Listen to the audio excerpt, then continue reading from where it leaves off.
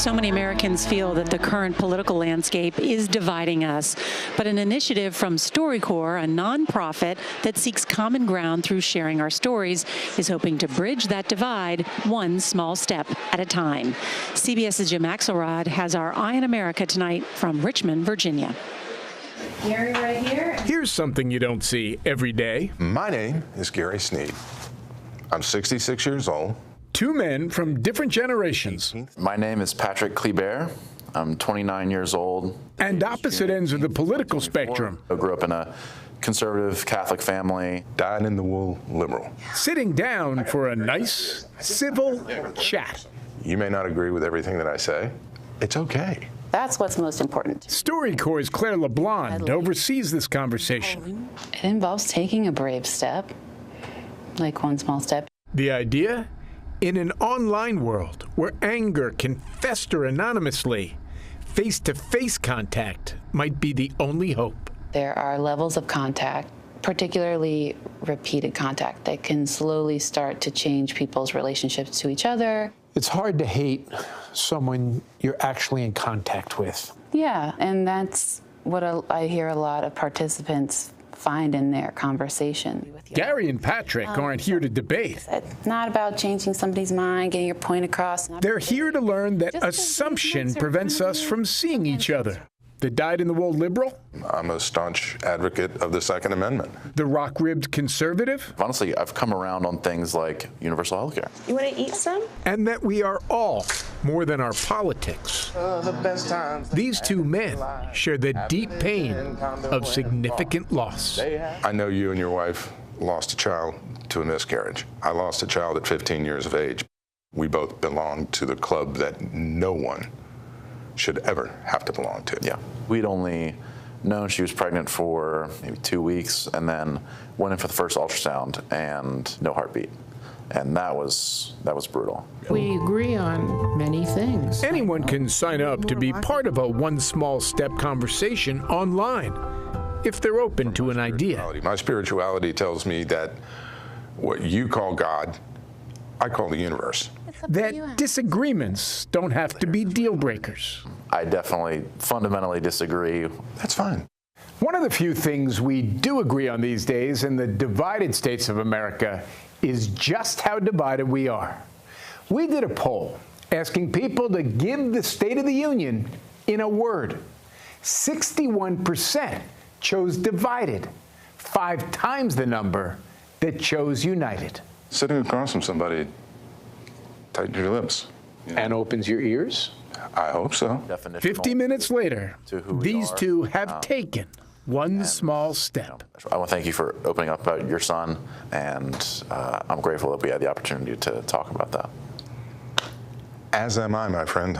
No surprise to Claire LeBlond, who's conducted 198 of these. We're so divided, so filled with contempt, and yet the one thing we're not doing is sitting with each other. Yeah, that's not the world I live in, where everybody is so divided. I live in one small step world. It may not be enough to solve the problem, but even one small step in the right direction is much better than none at all. In Richmond, Virginia, I'm Jim Axelrod for Eye on America.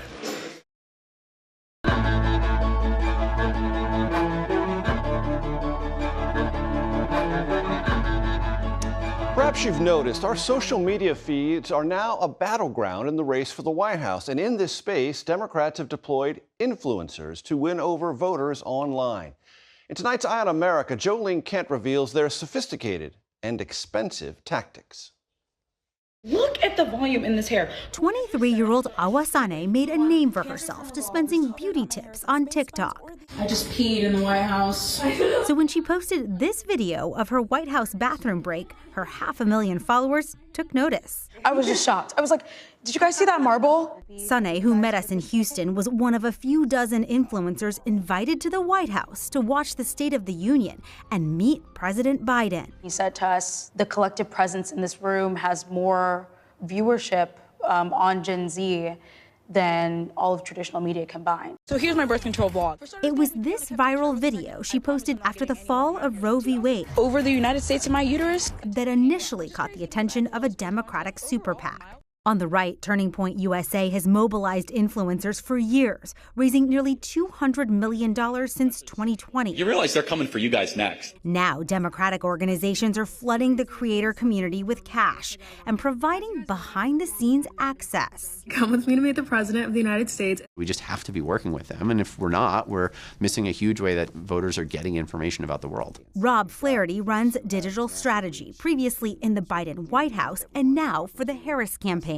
You think you just fell out of a coconut tree? He called the highly memeable Harris a massive asset as the campaign reaches out to thousands of influencers. What kind of coaching do you give influencers acting on behalf of the Harris campaign? Talking points, resources, base language. While Flaherty says the Harris campaign does not pay influencers directly, CBS News found a constellation of other Democratic political organizations that do.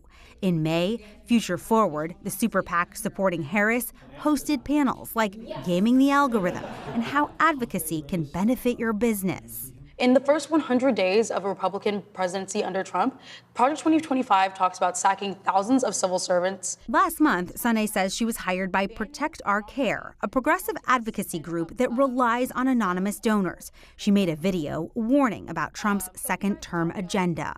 They almost help you script it, right? Right, definitely. She takes their talking points and puts them into her own voice, saying she always discloses when she's being paid. What's your rate? So a video just for a creator in my size, an average can go from $3,000 to $10,000 depending and upwards. This is a bid by campaigns to create authenticity at a small scale. University of Pittsburgh's Sam Woolley studies political influencers. How can you tell what is a genuine grassroots expression of political opinion versus what's being paid for? If you see multiple influencers spreading the same exact message, you can start to realize, some kind of coordination is going on. Next up for Sunay, the Democratic National Convention. They just told us that if we wanted to put on our own show, that they would give us all the resources to do that. The Democrats are rolling out the red carpet. Definitely, and I'm glad to be on it. The beauty influencer now applying her own filter to this presidential campaign. For Eye on America, Jolene Kent, Houston.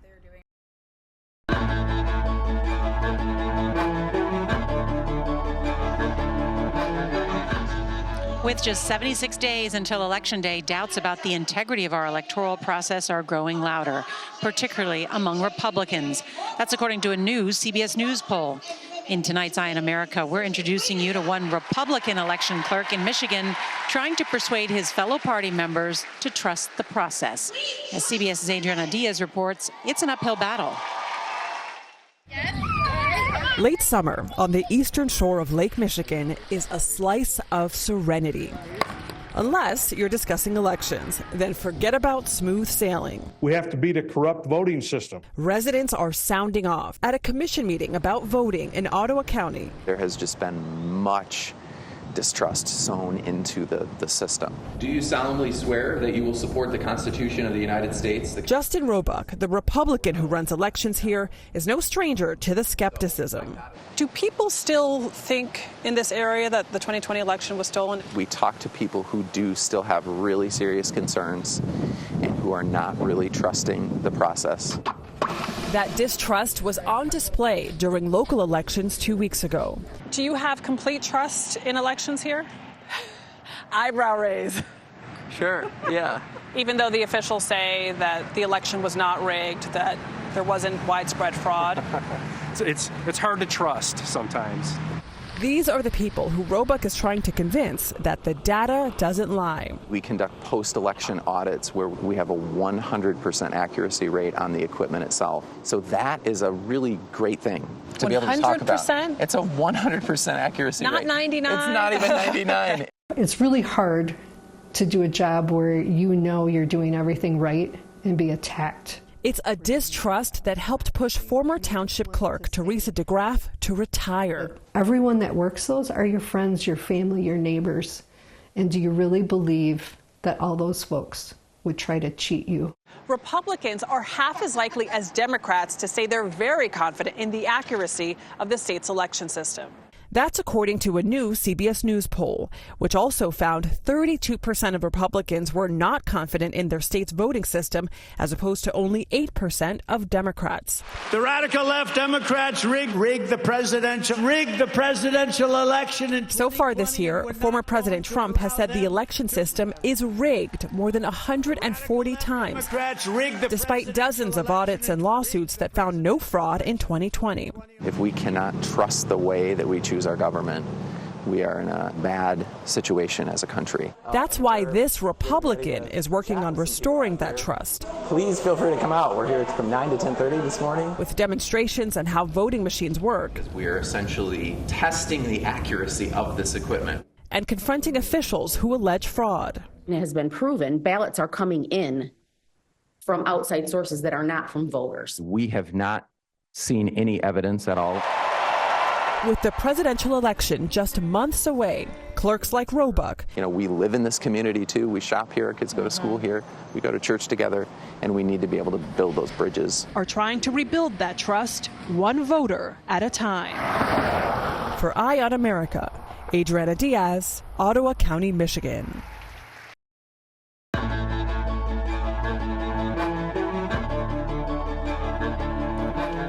For the next 2 nights, we'll examine the overwhelming support Donald Trump gets from evangelical Christians.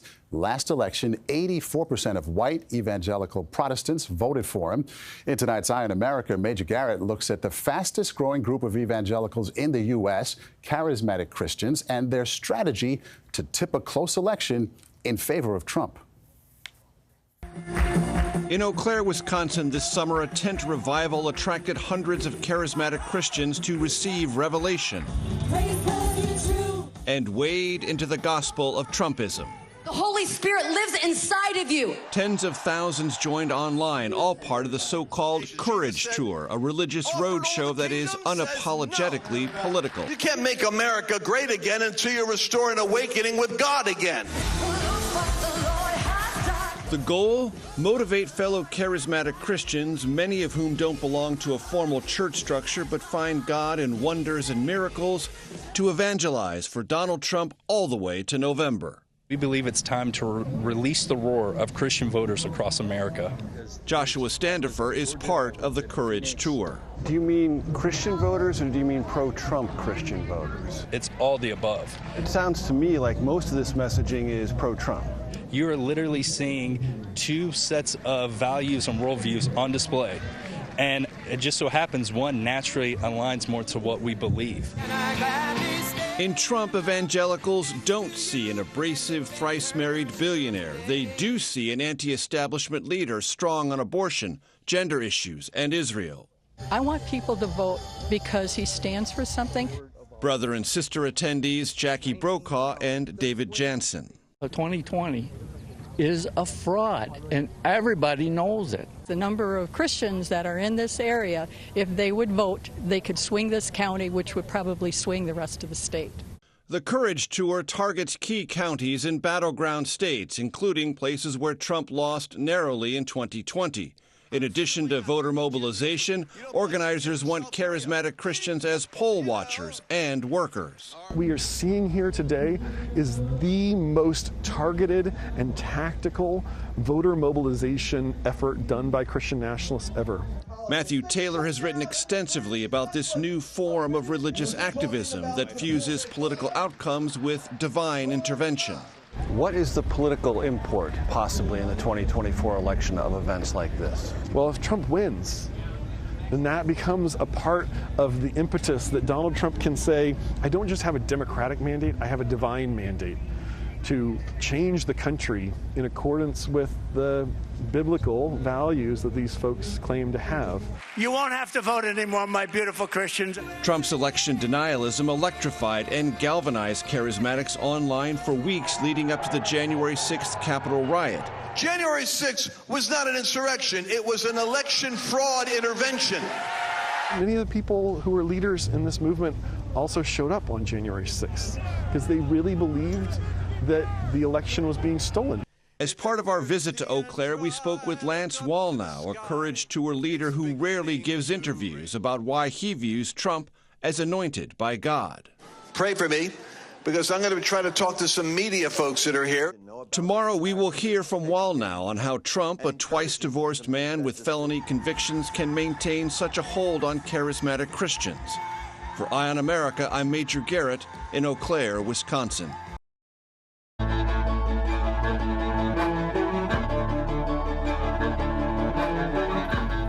We are continuing our look at Donald Trump's relationship with evangelical Christians. In tonight's Eye on America, CBS's Major Garrett has an interview with a man who doesn't talk to reporters often, a self-described Christian nationalist. He sees Trump's movement as more than defeating Democrats. You can't make America great again until you restore an awakening with God again. Under a massive circus tent in Eau Claire, Wisconsin, Lance Wallnau is the ringleader, preaching Christian nationalism and political activism to a rapturous following. Unless you learn how to mobilize and how to move in at a local level, then you're letting the devil dominate your culture. Wallnau is a business consultant and firebrand influencer in the growing Christian nationalist movement, reaching millions of believers across his platforms. He views Trump as a once-in-a-thousand-years figure, flawed, yet divinely chosen to navigate chaotic times. I caught that idea in 2015 when I first met Trump, and I got a lot of pushback after he got elected, because they were searching around for how could the evangelicals justify voting for some, barbaric character like Trump, and they're hypocrites that they are. Wallnau admits that Trump, twice divorced and roundly accused of other moral failings, does not align with traditional evangelical expectations. I said, listen, give the guy some time. He doesn't know who we are, but his values resonate with our community. God's raising up an outsider. If at the end of the day we haven't activated you to either be a poll watcher, a poll worker, somebody involved with election integrity, or somebody that can help someone else get out a vote, I'm not sure that we've done what we have to do. What I watched today, was that about spiritual revival or political activism? That's a combination platter. It's about spiritual activism. Can an energized Christian sit out this election? I don't see how anyone with moral clarity sits out an election like this. I mean, the issues are so clear. And I tell Christians, I say, you know what would you say during the Civil War? The terminology at Wallnau's revivals is apocalyptic. It's not us that's dangerous, it's them. Describing a spiritual battle between pious believers and demons who speak through Democrats or liberals. It's not just a person, it's a spiritual force. Demonic or? Yeah, demonic, yeah. They can influence people with bodies. They believe that it was a demonic conspiracy that stole the 2020 election. Religious scholar Matthew Taylor has made a careful study of Wallnau and others in the charismatic Christian movement. So they're using the experiences of charismatic spirituality to galvanize Christians politically and saying, now you've had these experiences, now we need to go and use that to change our country. Wallnau rarely grants interviews, but is willing to describe, as he sees it, the forces arrayed against Trump. He's virtually up against academia, media, government, the intelligence communities, and to an extent, a whole lot of corporate businesses. He believes hyper-focused Christian political energy can overcome those perceived obstacles. The tendency to just look at elections, pray about them, eat popcorn, watch the result, and then go to bed is over. Christians as believers probably should be engaged in this process of shaping culture far more aggressively and intentionally from now on. As for their impact on the election, God only knows. For Eye on America, I'm Major Garrett in Eau Claire, Wisconsin.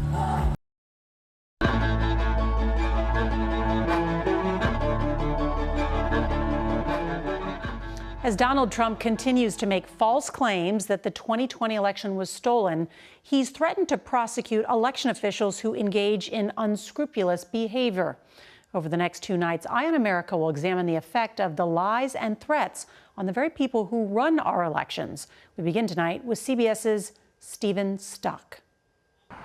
In Luzerne County, Pennsylvania, the job of overseeing elections is getting tougher.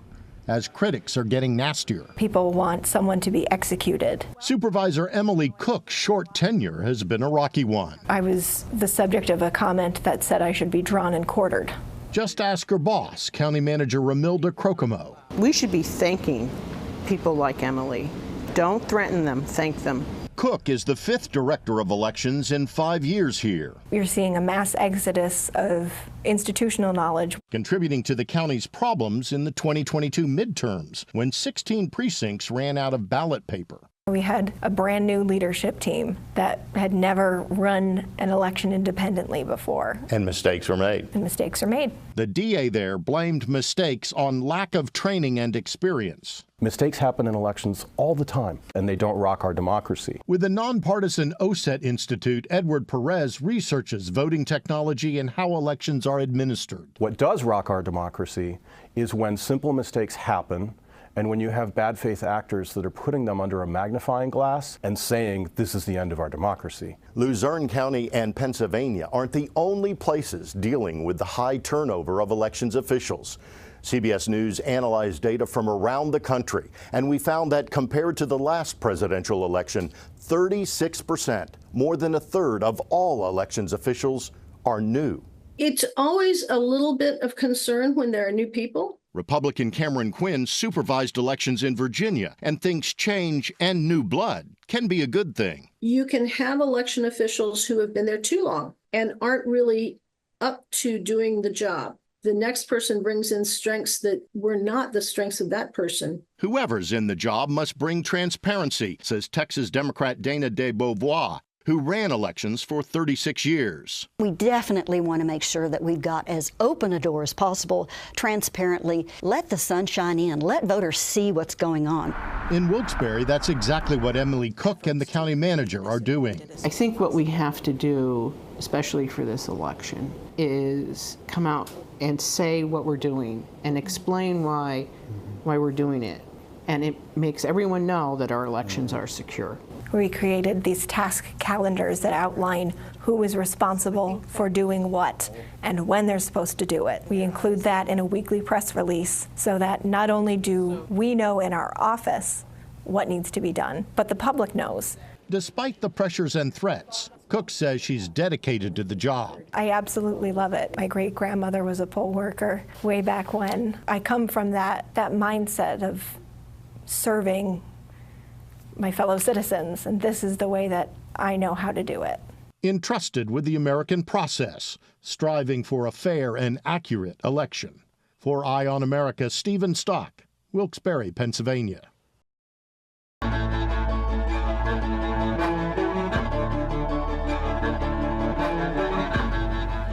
As Kamala Harris and Donald Trump get ready to meet for their first debate tonight, we can count on the issue of election integrity to come up, especially as the former president continues to make false claims that the last election was stolen. In tonight's Eye on America, CBS's Major Garrett speaks with election officials in battleground states from both parties. They speak with one voice about their stress and anxiety and conviction that our elections are conducted freely and fairly. Today is D-60. Election officials from 7 battleground states convened in Atlanta last week. Speeding everywhere. We met 4 of them. 1 Democrat. Jocelyn Benson, and my title is Michigan Secretary of State. And 3 Republicans. Seth Bluestein, City Commissioner of Philadelphia. Bill Gates, and I'm a member of the Maricopa County Board of Supervisors. I represent District 3. Gabriel Sterling, Chief Operating Officer of the Office of Secretary of State, Brad Raffensperger, State of Georgia. This year's election fills you with joy, hope, excitement. I feel there should be joy, but there is some angst. Why? The biggest thing I worry about is the possibility of violence. We're daily receiving threats, whether it's through voicemails, emails, social media, or in person. You personally? Oh, yes, and it's escalating. And they're all rooted in lies and misinformation, which is always very disappointing and sad, but at the same time, it's real. This has unfortunately become a way of life. Bill Gates has spoken openly about his need for therapy in the face of hostility driven by election denialism. We've invested as a board in metal detectors, in fencing, in cameras. I wish we didn't have to do this, but we do. And how are you doing? I'm doing well. I've gone and gotten the support that I need, and I'm feeling great. Georgia now gives every poll supervisor a direct line to report trouble to authorities. It lets us know what it is. Is it somebody yelling at people in the parking lot, or is it somebody with a gun? Voters say to me, I'm afraid that all these illegals are going to vote. You know, I understand the fear, but it's an unfounded fear. We're just not seeing it in any real numbers. This is a boogeyman. This is not something that people should be concerned about. If you could, with a magic wand, dispel one piece of election-related disinformation, what would that be? That there are magical ballot drops in the middle of the night. That window of time from when the polls close until the networks are able to call the race is really where that window of misinformation can spread. For me, it would be the conspiracy theory that our tabulation machines are connected to the internet. They're not. It has all gone too far. After the 2020 election, Gabriel Sterling chastised fellow Republicans for inciting unrest with election-denying rhetoric. I think that threat remains viable. For 200 years, the loser accepting the outcome and coming back to fight again in 2 to 4 years was the way the system works, and we all accepted it. We have to get back to that being the normal way of dealing with elections. We've now endured 4 years of that same rhetoric, and that's why I think all of us do feel a little bit of a heightened state of anxiety going into this cycle, that we could see that rhetoric transform into violent acts in the weeks ahead, and we all have to brace ourselves for that.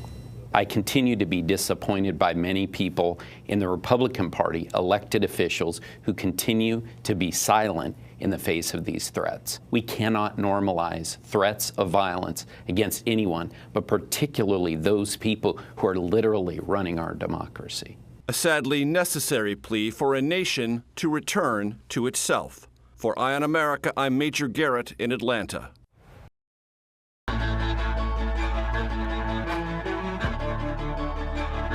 It may be hard to believe that those old school political yard signs can have an impact in the internet age. But in tonight's Eye on America, CBS's Major Garrett explains that they do, especially in Omaha, Nebraska. In the heart of this Omaha neighborhood, a sea of blue dots. What does the dot mean to you? You know, the first and foremost thing it represented was vote. That is Jason Brown. He thought of the blue dot late this summer and began spray painting them, one at a time. 200 went to 400, went to 1,000, went to 1,800. Thank you for all your effort. Neighbors swiftly took notice and asked for their own, which Jason and his wife Ruth happily supplied. People would just come up to your house. We had no campaign, no publicity or anything. It was just happening word of mouth. Does it help that there's no name? We debated it. Literally that first one. Should we put vote across it, like it wasn't or something? Done, you know, Quickly, like within 30 seconds, we're like, yeah, let's just leave it a blue dot. Across the street, Tim Kahn saw an opportunity to accelerate production. His wife Karen, a vital cog in the blue dot machinery. The ultimate goal is elect Kamala Harris and Tim Walz. Nebraska awards some electoral votes by congressional district. Omaha is at the heart of the state's 2nd district. That means if Vice President Harris wins there, she will carry one electoral vote from deeply red Nebraska, literally a blue dot. What does the reaction, meaning the enthusiasm for this particular blue dot, signify to you? We are not complacent in this election. One blue dot has become a blue washing of the entire area. More than 10,000 signs and new events added daily.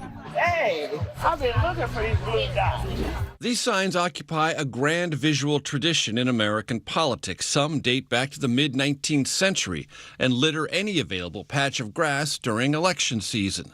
Each yard sign can represent anywhere from 6 to 10 votes, which can really add up. Recently, former President Trump pressured the state legislature to make Nebraska winner-take-all. Republican Senator Mike McDonnell said no. What if your position means, in the end, Vice President Harris wins by one electoral vote? That's democracy. And you're okay with that? I'm okay with practicing democracy. About the same time, Republican Ellen Ehlers came up with her own response, a red dot with a yellow flourish of Trumpian hair.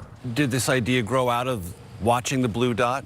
Yes, all of a sudden they just were multiplying overnight, and we're surrounded, as you can see, and we thought we'd be brave and put a red dot. And one of the things that I find both inspiring and interesting is no one's not getting along. This is okay. Exactly. Yep. Yeah, we haven't had any issues. People are ready, I think, to move towards a more positive tone in our nation, and I think this has been a very positive tone. There's a phrase you can frequently see on social media, clapback. Mm-hmm. Is this a quiet clapback? I think that's fair. Yeah, a quiet one. Maybe it fits Nebraska nice. You get a hug for that. Nice. Thank you. A sentiment that can be found right in the heart of dots, blue and red. For Eye on America, I'm Major Garrett in Omaha, Nebraska.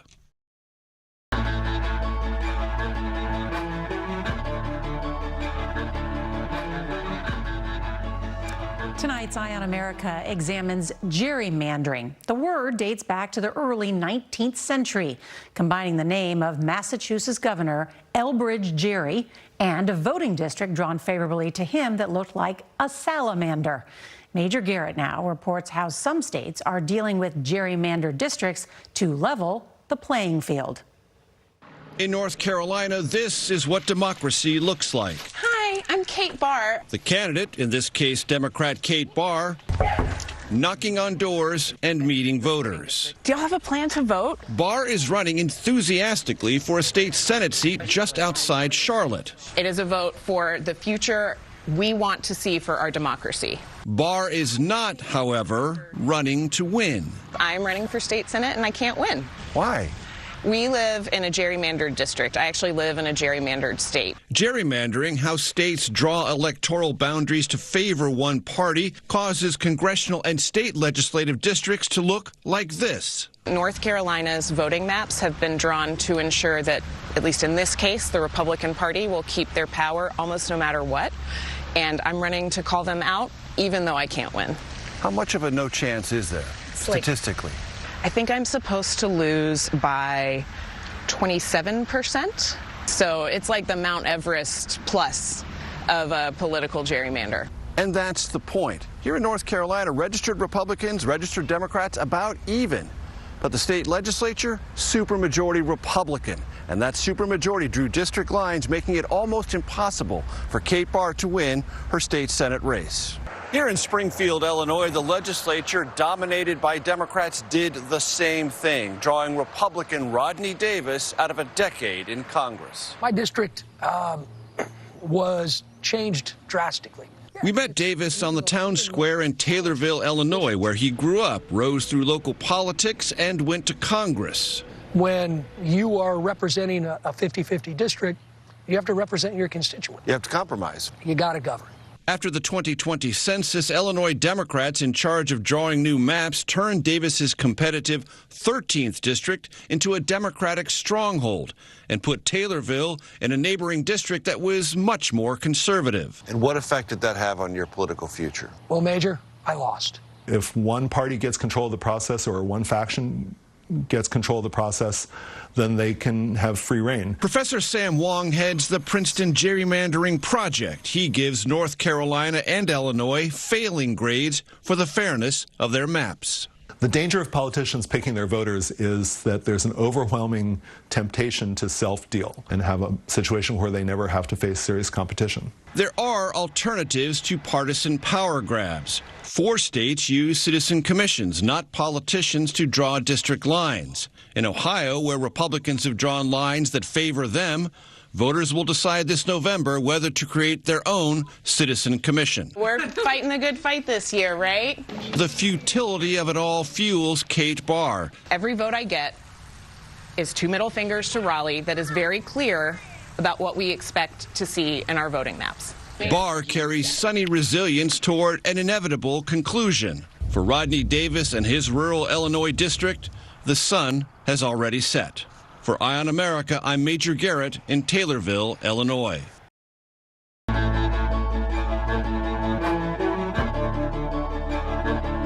Millions of Gen Zers will exercise their right to vote for the first time this year. And according to the U.S. Census Bureau, youth voter turnout in presidential elections is on the rise. For tonight's Eye on America, CBS's Nancy Chen visited a college campus in the battleground state of Pennsylvania to see how the political discourse of 2024 is playing out in the run-up to the election. At first glance, Penn State students Ryan Klein and Baybars Charkas seem to have a lot in common. We talk about our lives, our roommates, gossip, what normal friends talk about. Yeah. I mean, you even dressed alike. Right, yeah, that's right. Totally unintentionally. That is, until you start talking politics. I'm the president of the College Republicans. And I'm the president of the College Democrats. Here in the battleground state of Pennsylvania, where former President Trump and Vice President Harris are neck and neck, these two college seniors are putting participation over party. On Penn State's campus, and I imagine many others, there's not a very good relationship between people who are very partisan. We wanted to break that trend. 41 million Gen Zers will be eligible to vote in this year's presidential election, 8 million of them for the very first time. But turnout will be key. In 2022, only about 30% of 18-year-olds registered to vote. You don't need residency to vote here. In both presidential elections and midterms, voter turnout among 18 to 24-year-olds has been far below any other age group since the 1960s. But today's youngest voters make up a quarter of the population, enough to tip the scales come November. It's all about turnout, says Stacey Rosenberg, who teaches policy at Carnegie Mellon University. Young people need to remember that it doesn't matter how many social media posts they make or how many protests that they attend. If they don't actually show up to vote, their voice won't be heard. According to a recent study, 66% of 18 to 24-year-olds associate with the Democratic Party, compared with 34% who align with the GOP. But said issues like jobs, abortion, and education drive them to the polls, not party. Younger voters often don't feel very positive about the future, and that's just the reality of being an adolescent. Penn State senior Fee Montany is voting in her first presidential election. Do you think that politicians understand you and your generation? Straight up, no. I think we are just so different as a generation, and we know what matters to us, and we're not tying it to just one candidate. We're critiquing a candidate while also appreciating the things that they do. Let's talk about passion versus politics. Yeah. How do you approach both? I've become kind of like the nonpartisan spokesperson almost, where I just really want everyone to, have their vote. With the election now just weeks away, Klein and Charkas hope their partnership can set an example from this college campus all the way to Washington, D.C. Ultimately, is there something that people can learn from your experiences and your friendship? We're all citizens first, and so I think we need to put that hat on rather than just being a Republican or a Democrat. Salute. A new way of thinking for old friends. For Eye on America, Nancy Chen, State College, Pennsylvania.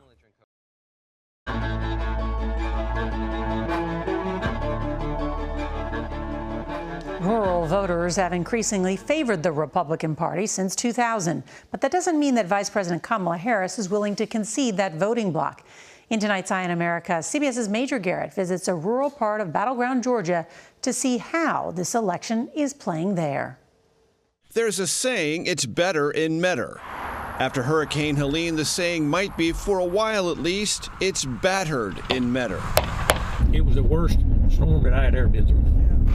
Brad Jones is an electrician, and he told us he's concerned about what feels like the next storm, the election. From the economy standpoint, from the border standpoint, to cost of groceries, there's a lot riding on this election. Jones has long been a member of the county board and supports former President Trump, as do most of his neighbors. Medgar is in Candler County, which Trump carried 70-30 in 2020.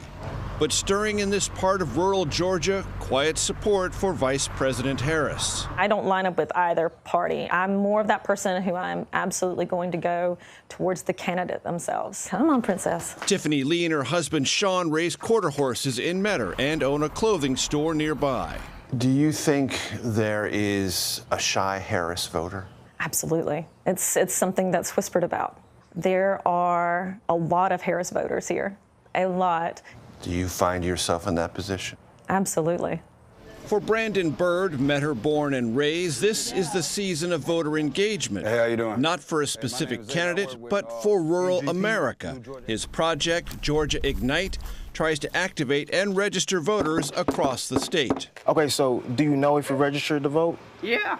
On average, 80% of Georgians they register are black, 50% under the age of 25. How does it all feel to you right now? The level of civic engagement, the level of interest in this election, I feel like people are tired, but people are tired of not being heard.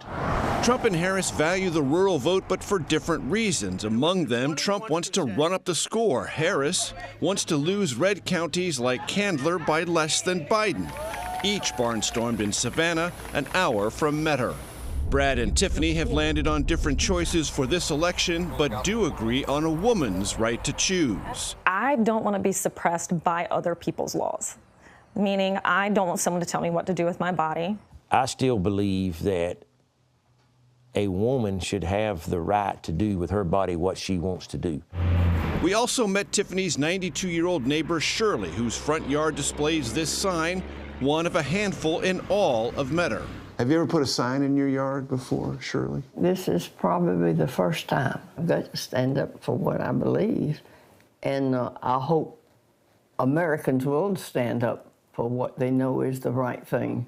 For Brandon, his small-town roots and extended family mingle as motivation and memory. This tattoo marks a turning point. On February 4th, 1956, so this is the day on record that my great-grandmother got registered to vote. So that's why I'm anchored in this work. It's only but right that I have this as a reminder, and I keep doing my part to, do good for other people as well. In a town where everyone knows everyone and rural often equals red, this part of America would like a word and another look. For Eye on America, I'm Major Garrett in Metter, Georgia.